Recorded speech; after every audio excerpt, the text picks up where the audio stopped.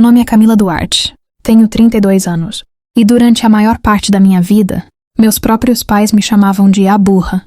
Não era uma piada leve, não era aquele tipo de brincadeira que termina com risadas. Era o rótulo que me acompanhava em todos os jantares de família, em cada comparação silenciosa, em cada olhar decepcionado que eu fingia não perceber.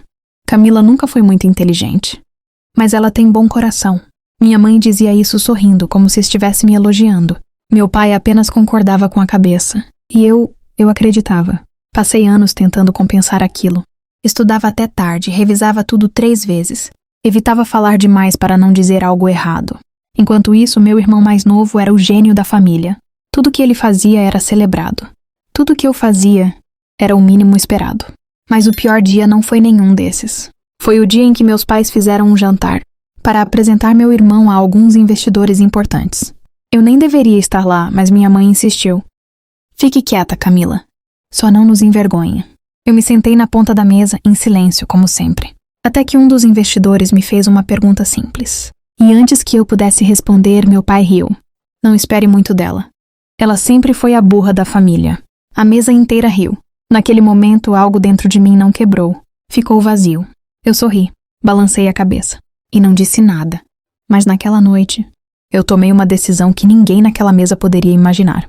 Uma decisão que meses depois colocaria um cheque de $50 milhões na minha mão e destruiria tudo o que eles achavam que sabiam sobre mim. Agora me diz uma coisa. Você já foi subestimado pela sua própria família? Escreve aqui nos comentários. Eu quero saber a sua história.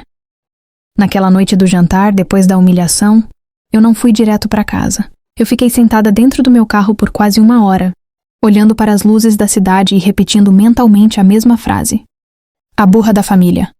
Mas pela primeira vez, aquilo não doeu como antes. Doeu de um jeito diferente, como se eu finalmente estivesse vendo algo que sempre esteve ali, mas que eu me recusava a nem enxergar. No dia seguinte, acordei cedo como sempre.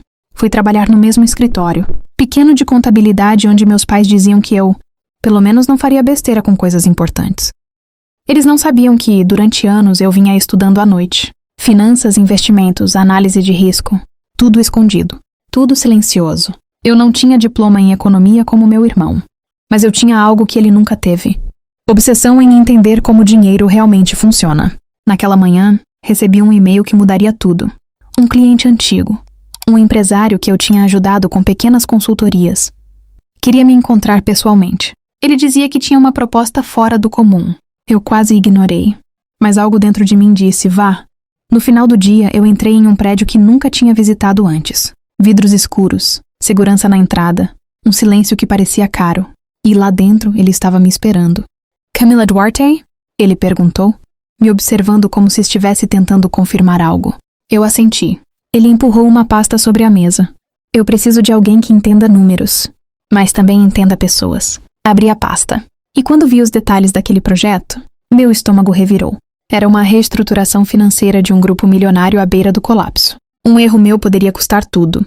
Um acerto poderia me colocar em outro nível completamente diferente. Por que eu? Perguntei. Ele sorriu, como se a resposta fosse óbvia. Porque você não tem ego. E pessoas subestimadas costumam ver o que os outros ignoram. Naquele momento, algo clicou dentro de mim. Não era mais sobre provar que eu era inteligente. Era sobre transformar tudo aquilo que eles chamaram de fraqueza na minha maior vantagem. E enquanto eu fechava aquela pasta, eu ainda não sabia que essa decisão seria o primeiro passo, rumo a um cheque de $50 milhões e ao começo do fim da minha família como eu conhecia. Aceitei o projeto naquela mesma semana. Não contei para ninguém da minha família, nem para meus pais, nem para meu irmão. Na verdade, eu comecei a viver 2 vidas ao mesmo tempo. A Camila que eles conheciam e a Camila que finalmente estava entrando em um mundo onde ninguém a chamava de burra. O projeto era muito maior do que eu imaginava. Não era apenas uma reestruturação financeira. Era uma empresa inteira à beira de ser vendida por um valor muito abaixo do real. Havia erros ocultos, contratos mal interpretados e uma série de decisões tomadas por pessoas que claramente não entendiam o impacto do que estavam fazendo. E pela primeira vez na minha vida, eu não estava sendo ignorada. As pessoas me ouviam. Nas reuniões, quando eu falava, o silêncio era diferente. Não era aquele silêncio de desprezo que eu conhecia em casa. Era atenção, respeito. Eu trabalhava até tarde todas as noites. Estudava os relatórios, cruzava dados, reconstruía cenários inteiros. Em pouco tempo, comecei a enxergar algo que ninguém mais tinha percebido.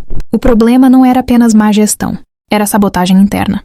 Quando apresentei isso ao cliente, ele ficou em silêncio por quase 1 minuto inteiro. Se isso for verdade, ele disse devagar. Então você acabou de salvar essa empresa. Mas o que mais me marcou não foi a reação dele. Foi o que eu senti naquele momento.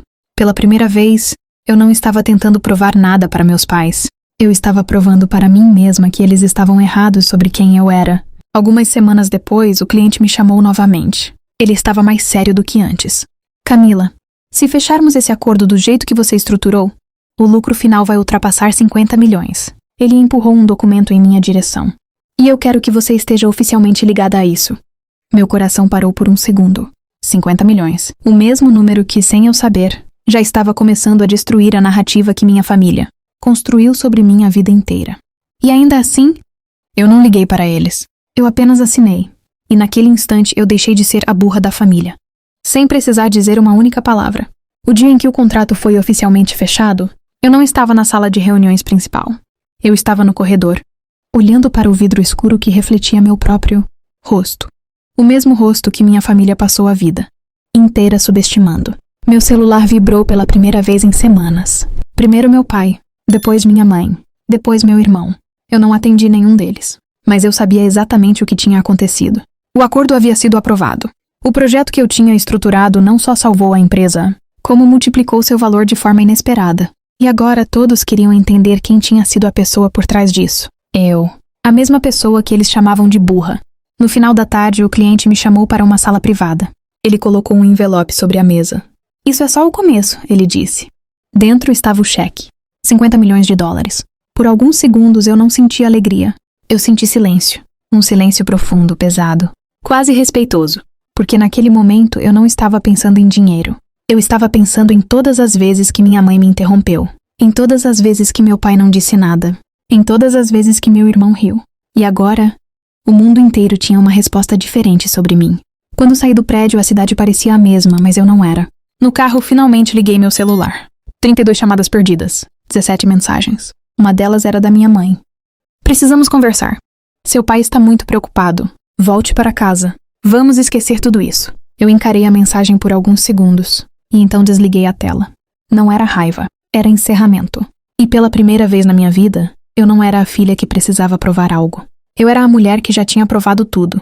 Se você já foi subestimado por alguém que deveria te apoiar, escreve nos comentários. Quero saber quem aqui também já virou o jogo. E se essa história te prendeu até aqui, se inscreve no canal. Porque essa foi só a primeira vez que eles descobriram quem eu realmente era.